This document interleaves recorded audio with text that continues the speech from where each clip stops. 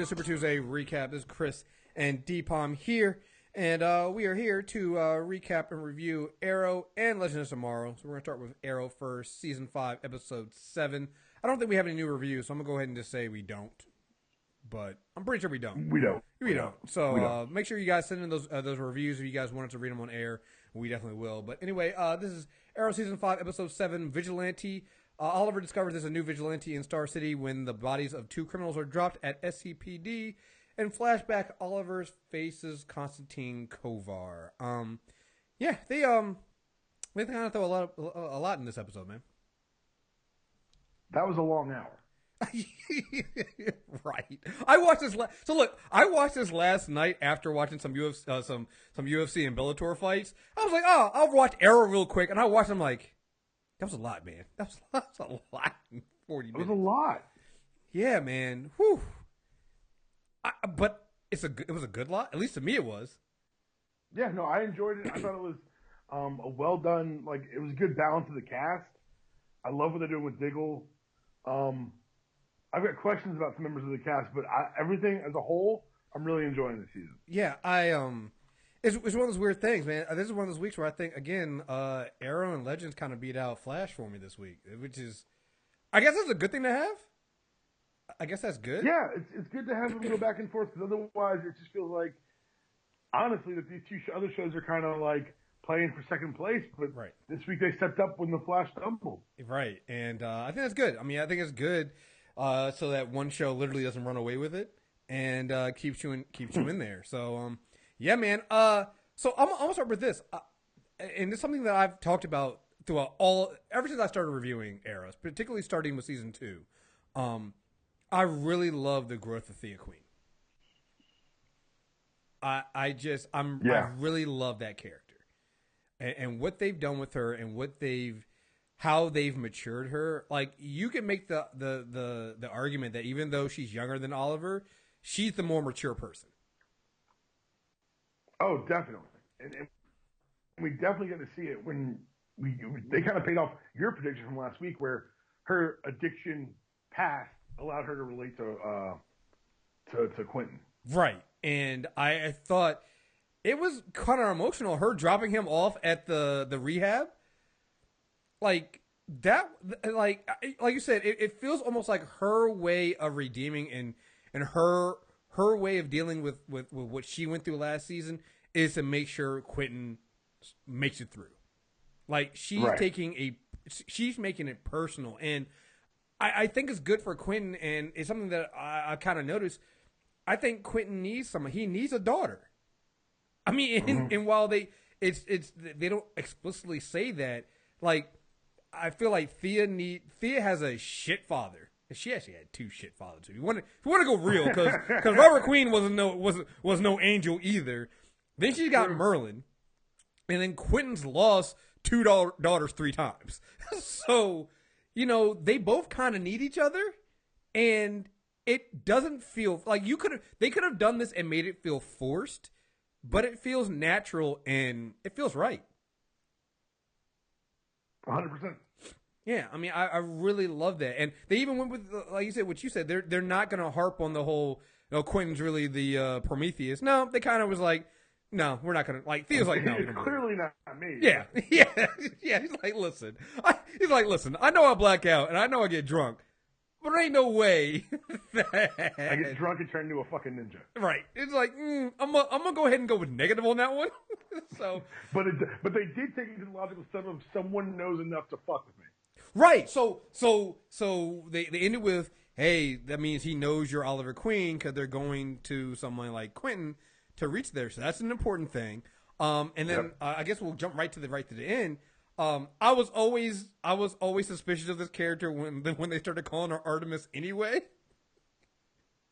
So yeah, man. I think, to me, Evelyn kind of having this connection to Prometheus kind of gives more weight to your theory that it's Tommy under the mask. Don't you think? Yeah, I think so too. I also think that they've done a really good job. Well, I don't know if it's a good job, but all the character motivations have kind of been explored this season, except for hers. Although she's hinted at it. She's hinted at it. She's like, you left my parents to die. Right. Like, she's the one. Like, even old Ragman buddy got over Haven Rock fairly quickly. Mm-hmm. Mm-hmm. With her, this was personal. Like, you left my parents to die, you asshole. Like, this isn't like an amorphous, like, oh, they had to choose between two towns, or I was forced to kill my brother because he wasn't a brainwashed hive agent. And no, like, Oliver is the direct reason that her parents died. Right. And if you think about it, that's a good connection to Tommy because of how he died and everything went on there. Like, there's a lot there. And then when you think about it, that when Evelyn was in last season, she was basically taking over as Canary. Mm-hmm. You have the Laurel connection with Tommy and everything there. Like, there's a lot there to explore and to kind of lean in that Tommy direction. And it also kind of goes to, hey, you know what? Nobody really talked about this a lot, but who trained Evelyn? Right. Because she just kind of popped up all of a sudden and decided to steal. Well, I mean, and then that comes to the line of a thing of, is the Tommy thing even a Flashpoint thing? Ooh. Because, again, remember when Evelyn popped up and she had the souped up canary cry and she was doing all this stuff, you're like, but how did you learn how to do all that shit, right? Right. So, I don't know. I think it's a very... Well, I was always like I always thought that if there was going to be somebody on the inside, it would be her. I think the way they've done it and the way they've set it up makes it for a very intriguing thing, and I'm really excited to see where they go with it. You know, so really like that. Some small things. Curtis finally calling himself Mr. Terrific. Like, I love how Curtis does things, and we don't know how he came to that conclusion. Like, we have no idea how he got where he came. Well, we kind of do. I think he came back with how he got the fair play jacket. But, like, the mask and all the stuff happening, like, we don't know why all of a sudden he decided to start doing some of this shit. He just does it. Like, all of a sudden now. Like, it was first when Diggle called him Terrific when he was in the van. I was like, wait, is he now going by the call sign Mr. Terrific? Like, when did we start doing that? And then he explicitly told Oliver, yeah, call me Mr. Terrific. Can we talk about the Curtis elephant in the room? What's the Curtis elephant in the room? Who braids his hair? That's a good point. And, like, it happened so fast. I'm like, look, I'm willing to go with a lot. There's nobody in that room. Who in that room full of white people braided Curtis' hair that quickly? Diggle, maybe. Diggle, but maybe. But, like, when Diggle had a daughter, I was like, okay, maybe he's learned. Oh, you're right. He don't have a daughter no more. I don't know, man. They junior swapped his son. I don't want to sound like I'm limiting Diggle's experiences, like where he couldn't have picked it up somewhere. Oh man, maybe it's like it doesn't feel obvious. Maybe it's like Demolition Man, where Flashpoint made it so some people just have these skills, they don't know how they got them. Like how Sylvester Stallone was over there knitting. All I'm saying is, if you can make the jump of, hey, I'm probably not Prometheus, but someone is fucking with us. If you can make that logical jump, I can ask who braids his hair. Yo, I swear to God, I'm done with this show if it comes out that it's fucking Felicity, yo. If it's Felicity, the show's over. Cancel it. If it's Felicity, I'm done with the show. And she's like, I picked this up on spring break in Cabo. Fuck that. I'm out. I'm done, yo. I can't do it, yo. I can't fucking do it. I'll accept a lot. I won't accept that. I'm sorry. I won't. Oh. I mean, it could be Renee. Hey, it could be Renee. Although he doesn't seem like... Renee don't strike me. But Renee don't seem like the sit in between my legs so I can braid your hair tight. Yeah, man. Renee don't have a whole... I just... Again, like I said, don't want to limit Renee's experiences. I don't pick that up off of him. I'm not saying Renee can't be played as a man and has different levels to himself. I'm just saying, from what I've seen, he's not that dude. I'm just saying, maybe we're beating back toxic masculinity one step at a time. One braid at a time, we are beating back the social norms of toxic masculinity, yo. So now I hope it is Renee. I need that scene. I need that scene. Shut up. I'll be right out. Right. Hey, I gotta get the pick in the grease, yo, real quick, yo, and we can get started on this, yo. Oh man. Oh, that is great. Cause it's like, you know what? Now that I think about it, like, yo, they do be getting it done pretty quickly too, yo. Yo, like, he's like, suit up, and then everyone's in the field. I'm like, wait a second. I just saw his head. Right. How did he get his hair done that quickly? Yo, this is how they got to introduce this T-Spheres, yo. Dog, if that's the answer, I'm in. Because I'll say something else. I'm about tired of being of Curtis being worse than Laurel ever was in the field. Yeah, listen. I don't want to hear anybody else ever complain about Laurel's stumbles into the field with Curtis always being like Curtis has become the guy who always gets captured, yo. Like if he feels like old school Robin and like those old Batman serials, Robin the boy hostage pretty much. Like that's who he is. I'm like Curtis cannon fodder. Look, it's just not going to work for me. But you know what? To be fair, it makes sense in the fact that he's the least trained out of all of them. Give this nigga the spheres and let's call it a day. Dude, listen, you can't fight. He can't really run. He should have tech in the field. Easy. Mm-hmm. He should be Felicity in the field. Yeah. We got it. Okay, guys, we got to move on to this. We got to do this because, yeah, man, it's getting embarrassing for Curtis, yo. It's getting hard to not mention. Also, and hey, maybe I'm being a little tough on the show. The masks look weak as fuck, dude. Like, I'm sorry. Oh, you don't like the mask? I do like the mask because it's so comic accurate, but like. The mask makes no sense. Oh, no. I mean, the mask never made any sense. It does make sense. In the comics, it's like a smartphone. Like, it's basically like... Oh, okay. I got what you're saying. It's got lenses and shit like this. Yeah, they need to tech it up a little bit. They need to tech it up. He got spirit gum and some cardboard, man. And construction paper. Like, I'm like, look, man. Oh, man. Because I was going to say, like, even Renee got captured, but if you think about it, Renee got captured basically because of Curtis. Right, and Renee, I was trying to do all day bitch about his stupid hockey mask. Right. So Renee, you're winning the mask game right now. Yeah, you are. You are winning the mask game right now. So you're doing pretty good. You are not that bad. But no, Curtis definitely needs to get Curtis up a little bit. He needs to get some tech in the field, man. We need to do this. We need to get there fast because it's getting quite embarrassing for Curtis here. Speaking of which, because I would love to do this because I thought they did really good with Vigilante and the way he saw the field, with the way it picked out like his heads up display. Right. That's Curtis needs some shit like that, yo. He does. You're 100% right. That would make sense. Like that would make sense for Curtis. And I like the fact that Vigilante he's basically Oliver that kills more consistently. So did you ever read the Vigilante book in the 80s? No, I never did. So you don't know how the arc ends. Okay, that's going to be good. I want to see if they have the balls to pull it off.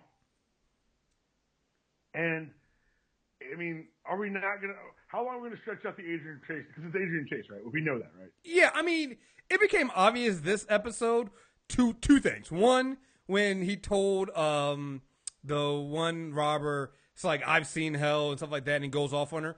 And then two, when he tells Oliver, yeah, I'm going to go to the judge to get a warrant. And Oliver's like, well, the Vigilante won't wait. And he's like, yeah, I know. And then all of a sudden he shows up. Come on, you're man. Right. He's like, I won't wait. You're right. Yeah, it's like if there was any doubt of who it was, it was. And then here's the thing: there's another smaller hint that I think happened. Yeah, happened last episode, and so it begins when Oliver shows up at the crime scene. Adrian notices before he shows up. Right. He looks up and is basically waiting. He's like, yeah, it's like, I guess, he knows Oliver's going. Nobody else is going to know that, right? Unless you're trained in being able to do this. And, Vigilante's pretty good at escaping. Like, he escaped twice on some, that's Oliver's move. Mm-hmm. Like, so, Yeah, there's no doubt about who it really is there, and I do wonder how long they're going to stretch it out. Obviously, it's going to be past probably the next episode because the next time we see them will be the 4-episode crossover. Right. But right when we get back from there, I fully expect to come back in on some serious. It's also shit. really interesting to think that this is a city that's been through what it's been through, and the system's so broken still that the mayor and DA are both vigilantes. Right. But I like how they address that though. With Oliver basically going, "Yo, what I'm," like when he was talking to, what's the name of the reporter? God damn it, I can't remember her fucking name. That's a bad idea. Bad idea, Jones. Bad idea. And so poorly for Oliver. Bad idea, Becky. Susan Williams. Dude. Yeah. Susan Williams, yeah, whatever. This is not gonna. Future problem. Yeah, future problem. Although I do like the idea of Oliver trying to date and be with somebody other than Felicity. I just feel like this is not gonna end well. And I love how when she talks to him that first time, she's talking about, yeah, I'm having a problem with a Russian investigator. Dude, she's digging into your past and you didn't pick up onto it, yo. So she knows you were in Russia. Right, exactly. I'm like, dude, that's not good, but yeah. But like when he was talking to her and this whole thing about, and it could have gone both ways. Like he was clearly talking about Green Arrow and Vigilante, but it could also be him being mayor. Like it works on both levels. It's like what he's doing is not working. He's trying to do the right thing, but it's not getting the results that he wants. And it makes sense that he would want to falter, you know? And I like the fact that they're addressing that, which is something that, you know, again, we talk about the similarity between season 1 and 2. They never really addressed that, and I think you have to. That's one of the differences, that Oliver's trying to make a difference, but what he's doing is not working. And then also seeing, hey, maybe the vigilante is right. Maybe I'm letting these people go. Like the how Eric Dunn got out of prison. First of all, he never should have been in prison, and if the system had never failed him, he might never have been robbing banks. And then he did, and he got parole, and he's right back out there. So it's like you have Oliver seeing a system that when he's trying to work with inside of it and do the right thing, it's not working for him. And I like the idea of him feeling tempted to go back to that dark side. You know? No, I think you're 100% right, and I think that it's an interesting thing that we've seen the CW shows kind of do, particularly. And again, I come here every week and I find a way to sing the praises of Supergirl. They're doing a lot of things with like layered storytelling and multiple levels without being super explicit. But you're 100% right. Like this isn't working. It plays on so many levels of the show. Mm-hmm. Yeah. So, and I think that's going to be, and you know what? And I like that. You know, we talk about how sometimes we really like the flashbacks this season and how they haven't been too like heavy-handed. This flashback this week was kind of like that, where Oliver's basically finding out that, listen, he's being used. Things aren't as they appear, and you know, reality is basically a matter of perspective. It's basically the same thing he's dealing with in real life. That hey, you thinking that things are this one way and that you do it the right way and that's it. Nope, doesn't work that way. And so seeing him have to deal with that, and I really like that. Even the fight scene between him and Kovar, Dolph Lundgren, yo. So good.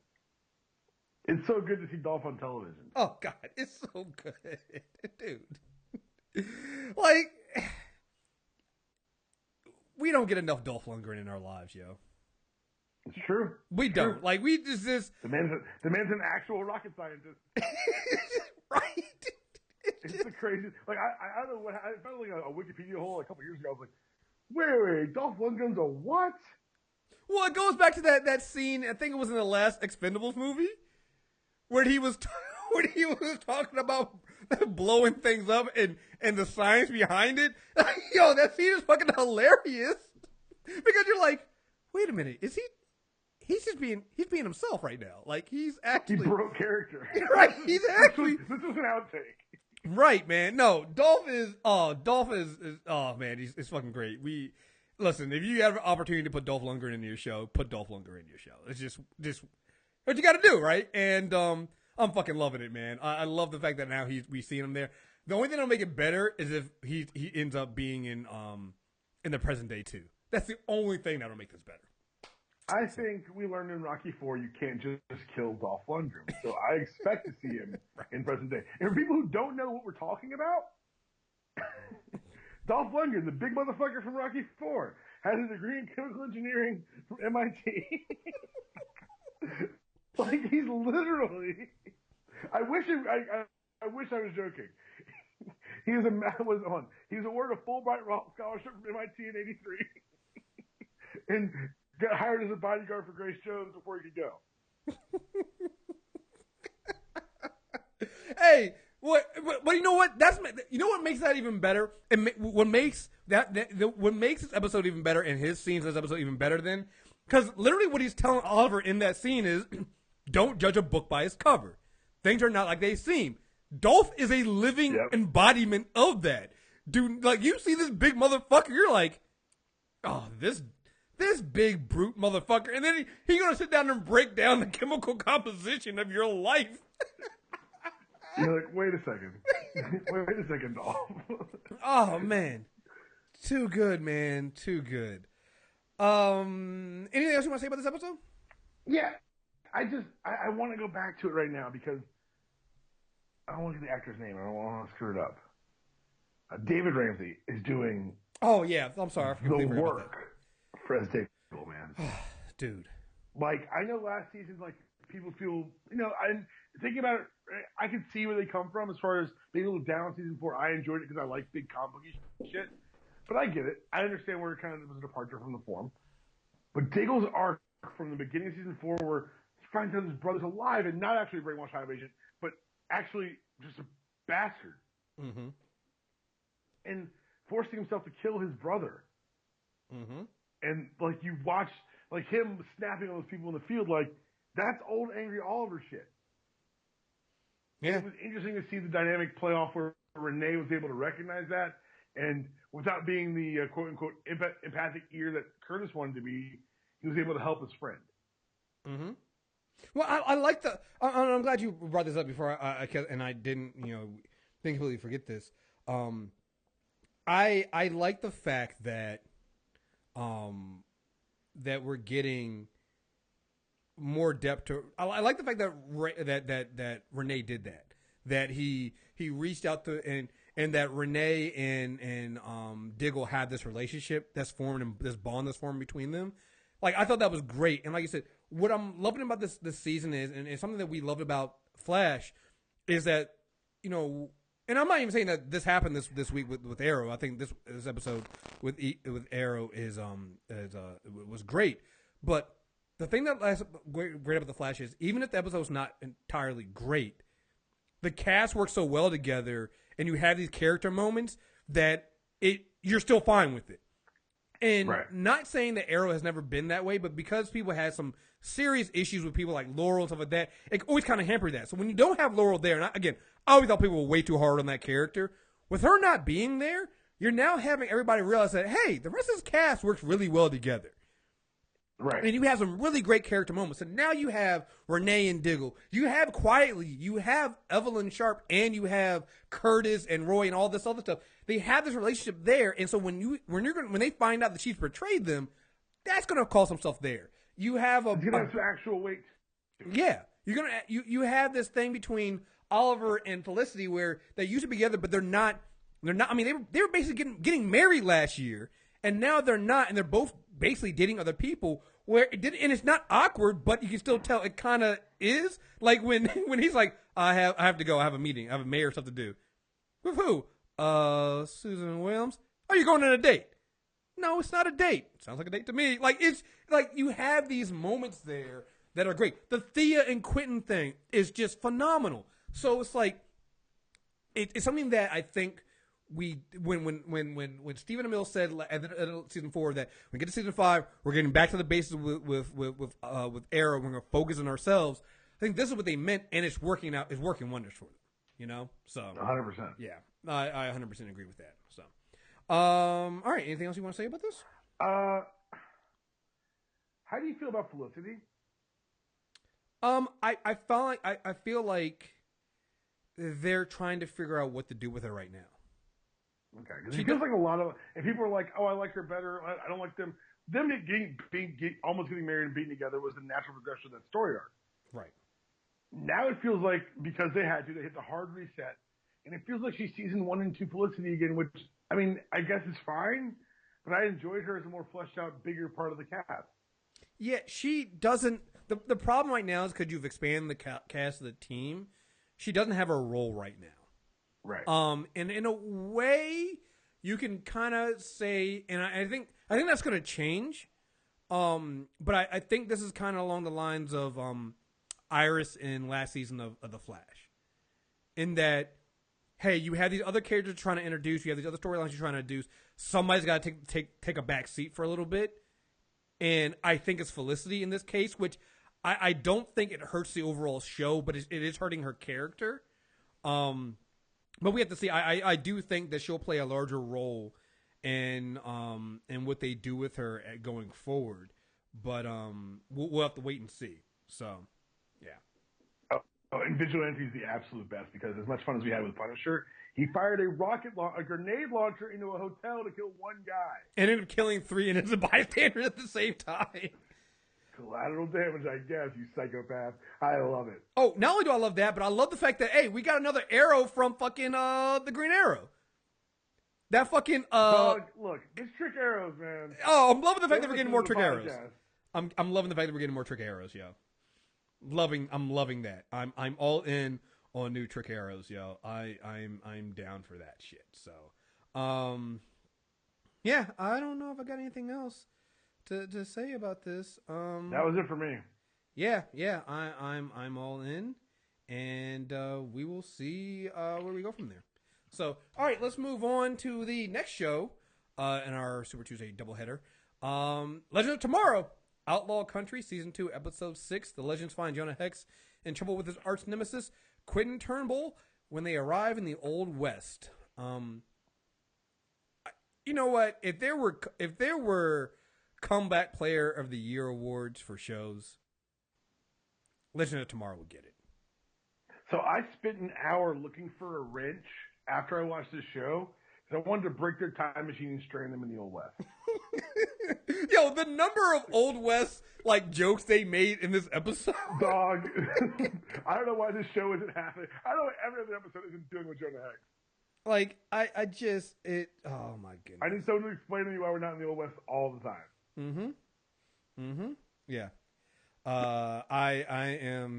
I'm all in. I like this. Oh man. Like the show, they listened to everybody's complaints last season and they made it. Like, I love the fact that when we saw Sarah last season and we were like, yo, I think I'm really in on Captain Sarah Lance. We need to do that. And the writers were like, you know what? Let's give them what they want. And I love that whenever time they go back in the past, she's constantly challenged by these men and she puts them in their place. It's like with the regularity. Yeah, like I love the line I love to when Jonah, when she's talking to Jonah on the ship, and he goes, "Now I know you don't like taking orders from a woman, but you're gonna like getting your ass kicked by one even less." Like, I love it. I fucking love it, man. I just, oh man, this is something that I didn't think I would ever say, but I fucking love this show. It's great.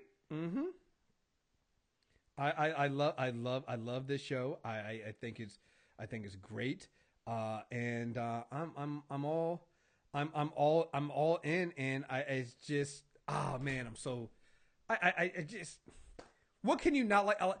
It does everything that we were saying with Arrow and Flash does, where you get these moments between characters and it sells the episode, but the episode itself is good. Like last year when they went to the Old West with Jonah Hex, I liked the episode, but it kind of felt out of place, right? It kind of felt like, oh, well, I mean, we're out here in the Old West. We should really like this. And it's not bad, but what does it matter? Like, I don't really care about it. I think, yeah, but I think that spoke more to the structure of season 1 than anything else. Oh, it did. Like, the structure of season 1 just didn't work for the show. You know, the idea of chasing after Vandal Savage and doing all this stuff, it didn't work. The way they structured it this season, now it works. Hey, they're time janitors. They're going up cleaning up issues, and there is an overall larger plot here, but you can take these detours like this episode, and it makes sense, and you're fine with it, and you don't feel like you're taken away from the main story, and you get these character moments between characters. Like, having Roy and Nate together is, I don't know which one is the bigger idiot out of they're too smart. Like, it's so good. It's so good. Like when Nate decided to, no, I got this, and you're like, oh my god, he's Ray from the first season when they went back in time. Oh my god, they're doing the whole thing all over again. They got a new guy. Oh my god, this is great, and I fucking loved it. I love that scene where they ended up finding out that it's dwarfs where the mine is, and they decide is Ray, Nate, and Jax. And Jax is like, hey, I guess we should go back and meet with the other. And Nate and Ray are like, or we could go be heroes, right? And I'm not gonna lie, I really thought it was gonna go way worse. I thought those three were gonna get captured. I was waiting for those three to get captured on some. God, you guys are idiots. Well, I think what you're saying, especially for that part, was really hit the nail on the head about this show. One of the problems with last season, the conceit was that we knew the meta arc before the season started. Mm-hmm. They had used those episodes of Flash and Arrow to set up Hawks versus Vandal. And now, while we know that there's a secondary plot, we're able to delay that ticking clock. We're able to hold off on it for now. Mm-hmm. Because they're like, it's Ace Speedster, and we know Dark's involved. But they don't really know, oh, this looks similar to something we've seen before. They're still putting the pieces together. Mm-hmm. There was none of that in the first season. So every time you weren't focused on the main cast, our main plot, it felt weird. Now, we're slowly building to the main conflict. Like, we haven't had the big bad revealed to the good guys yet. Once that happens, I think the show will have more direction. But I'm all for these directionless, quote-unquote, janitor episodes. Yeah. Because that's where the fun is. That's where the fun of the whole conceit is. We're time-traveling superheroes. Let's chase this one guy for 40 years. No. We're time-traveling superheroes. Let's have Sarah Lance go seduce some more queens. Mm-hmm. All in for that. Like, yes. I just love it. And then I love that also you get these little character moments like you get with Roy and Amaya. Which, again, are two characters that are so... personality-wise, just so opposed. Like, I love the beginning of the scene where they're like, all right, one of us got to tell Roy, and everybody's like, not it. And Amaya didn't know. She didn't understand what that meant. And everybody leaves the room was like, it's on you. You go tell him, you know? And then she gets stuck having to basically babysit Roy in the saloon. Like, everything about that shit was just good. I really enjoyed it. And I thought it was great, and I'm all in for that shit. And I love even the conversation they had at the end, where she's like, "Listen, I know a thing about controlling animals, and you have to, you have to both embrace it and control it at the same time. You have to give into it, but also not give into it too much.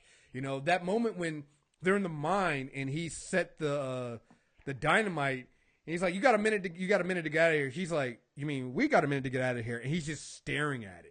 And I love the fact that we've gotten back to this part of Roy being crazy. Cause we've kind of, right. He's a pyromaniac. Right. We've kind of gotten away from that, and we've kind of forgotten that. But remember, he's fucking crazy, and the only person who's really been able to embrace that and control that was Cold. And so we've kind of, he's been the cranky, grumpy guy who says all this stuff, yeah, but at the same time, we've gotten away from the fact that he's fucking crazy.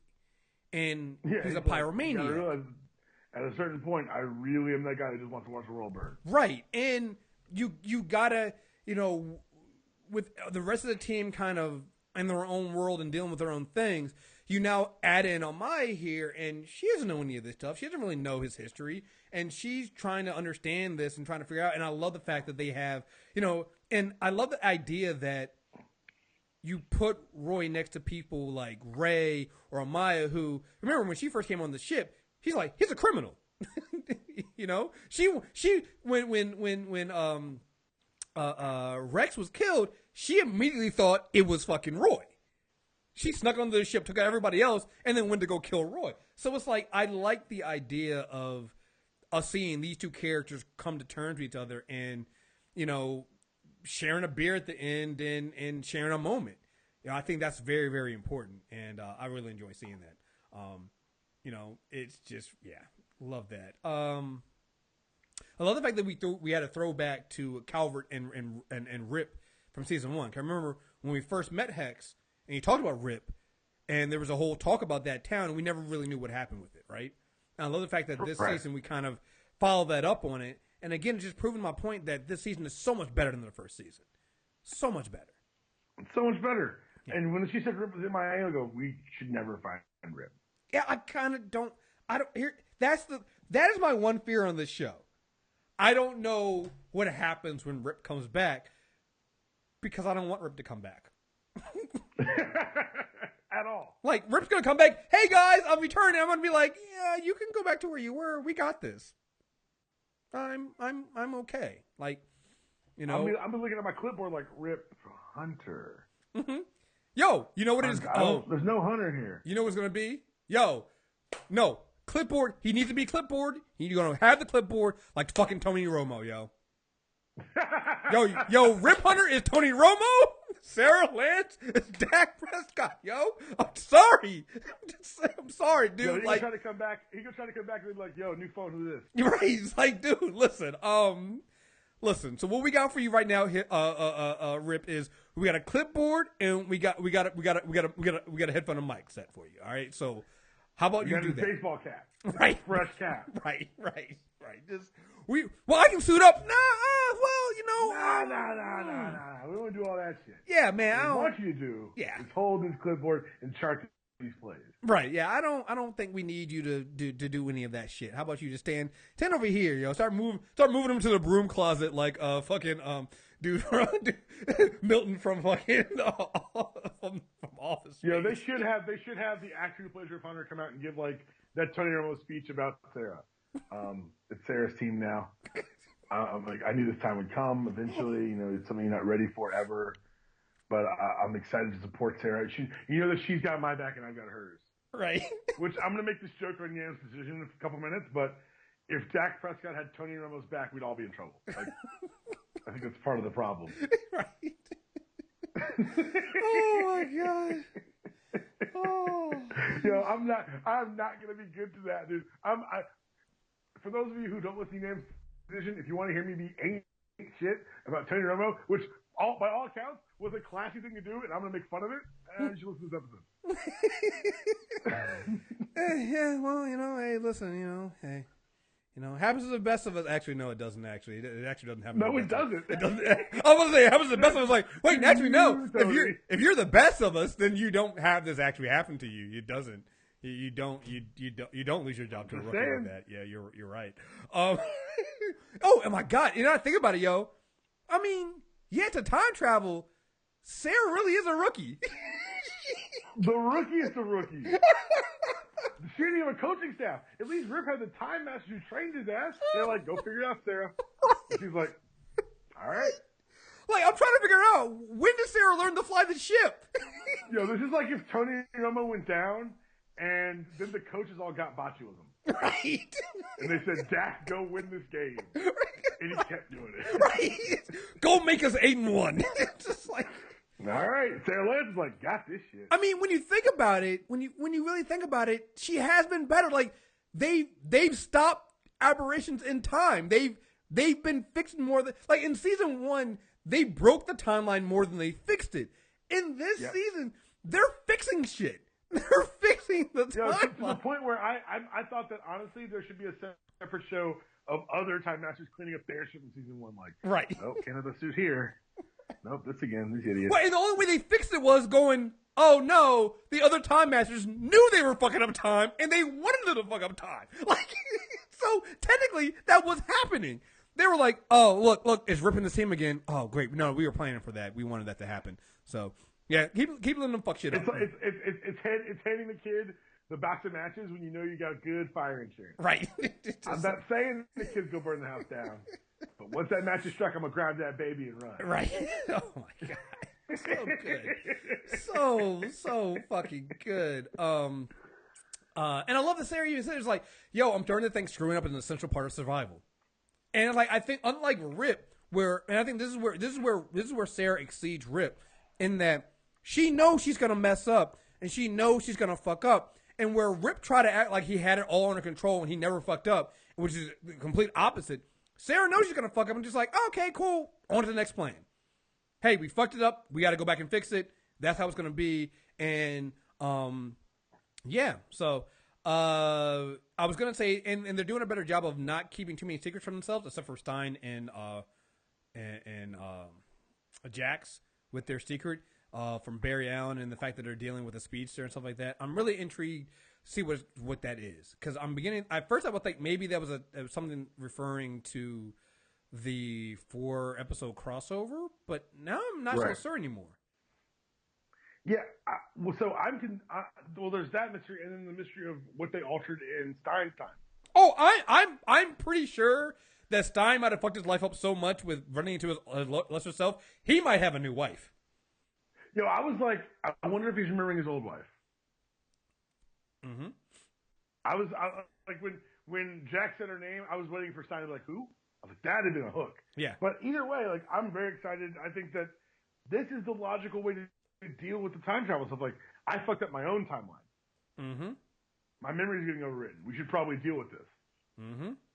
Yeah, I mean, when I started seeing it at first, I was like, well, this is coming out of nowhere. But then I thought about it, I was like, well, if you think about it, Stein is the one that's run into his former self twice, and in both times, it's involved things that involved his wife. Both times, you know, the first time where he wasn't even going to meet her. Second time was he was leaving her around. He had to give his former self a pep talk, like, she's the reason why you do. She's your number one. Focus on her. I'm beginning to think that the logical progression of this is that he's fucked it up so much by running into himself that there's a new person. There's a new wife. You know? So, or, here's the other thing too. It could be that, or, hear me out, it could be Flashpoint. That's the thing, is that, yeah, they could be getting the reverberations because they're not the only people fucking with the timeline. Barry. Right. Because here's the thing, we gotta think about it. Remember, Diggle got a whole new kid out of this thing. You know, if we do end up, if somehow the theory on it being Tommy as Prometheus, and it was Flashpoint that did that, you have Cisco's brother Dante being dead. You have Caitlin having powers now. Like, all these things happen. It makes sense that there would be some kind of reverberations for the Legends. Like, every other show has gotten something. Legends hasn't. So what if all this time we find out that while Stein has been so focused on trying to make sure that his younger self, doesn't fuck it up with his wife, what do we find out that something happened with Barry, and Barry changing the timeline made it so that Stein's wife is actually who he thinks it is. And that's why he's getting these headaches and he's getting these visions of who this person is. Could be that it had nothing to do with Stein fucking it up himself, and that his trying to make sure that his younger self doesn't fuck it up is wiped out because of Barry Allen. Barry Allen. So, yeah. Because that's good. I'd watch that. It's one of the things that it just hit me as we started talking about it. I was like, wait, we haven't seen anybody on the Legends have any effects of Barry Allen's time travel. And could that also be how they bring back Cold? Because remember, Cold is supposed to be, like, while he died, in the future time. He died at the vanishing point, yeah. At the vanishing point. I mean, at some point we know that he became a season regular across all shows. So, what they're going to do with that? So, I'm very intrigued to see what they do with that and how that goes forward. And yeah, it'd be interesting seeing if this is yet another example of Barry Allen fucking up the timeline with Flashpoint. So, let's see. I'm trying to think if I had anything else. Old West, they gave us bar fights, they gave us gunfights, and they gave us heroes on horseback. Thank you, show. Mm-hmm. They got Nate stopping a train, which was kind of dope. Yep, kind of dope. And now they've got their hands on a bunch of Dwarf Star alloy, don't they? Yeah. So Ray's gonna get a suit back. Which I'm not really happy about it. Ray's not getting the suit back. Why? Ray's finna shrink. Huh? Ray's finna shrink. Oh yeah, true. Remember, he said that the alloy that powered his suit was the size of his thumbnail. Mm-hmm. He just pulled a lot more out of the past. Yeah, if you can refine it and say, "Oh, there's more I can do now that I have more of it." Yeah, we're getting incredible shrinking Ray. I'm hoping so. I'm hoping we get something more than just another redone suit. But I also love the fact that we got our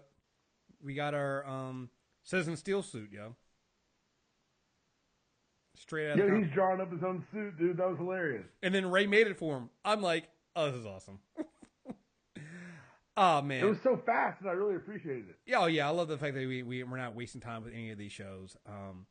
Oh man, I gotta say, Legends, man, comeback kid of the year award, yo. Because at one point we were like, man, I don't know if we're gonna finish the season for season 1, and now we're watching this season. I'm like, yo, this show is so much better. And I think it's because they did everything we said that they took care of all the problems we said we had with season 1 and all the improvements we said that would make the show better.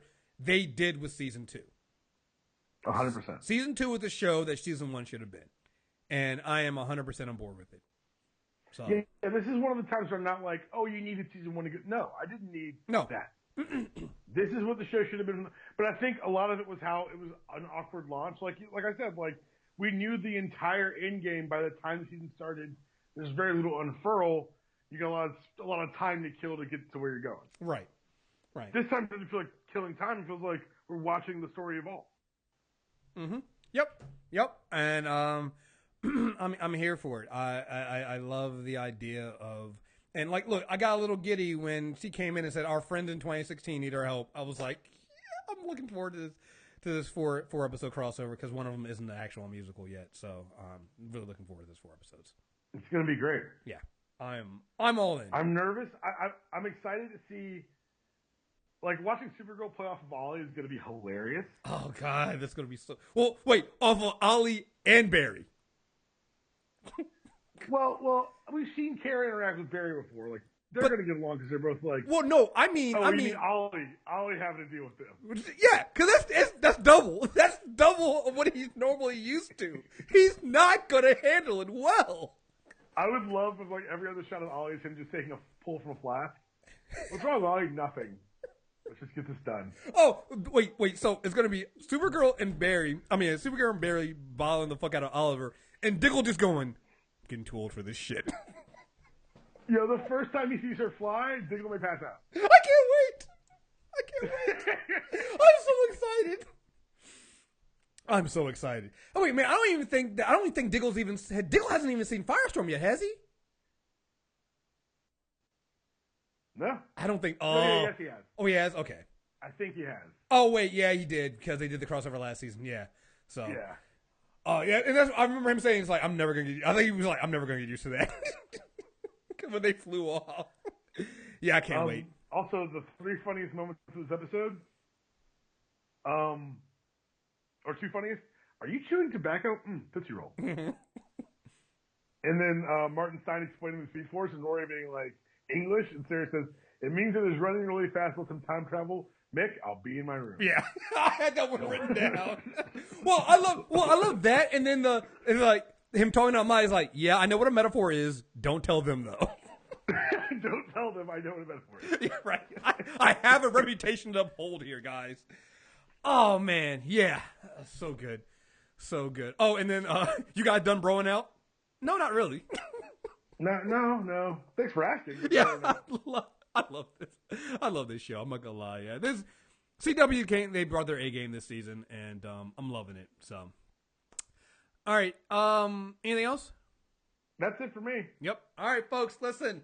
Super Tuesday recap. Search for us on iTunes, Stitcher Radio. Leave us a 5-star review. We'll read it on air. We have only Flash next week, so we're going to record Flash Super Tuesday. We're also going to finally do our Doctor Strange spoiler review. That'll be up on Premium. We'll get that. And then next weekend, because we're going to have no Arrow or Legend tomorrow, we're going to start doing the Character Corner on the Teen Titans. I know we've been putting that off, but we're going to get that in there for the end of the month. So, yeah, folks, lots of coming out there, and see you guys and talk to you guys on Wednesday. All right, till next time, we're out of here. Peace.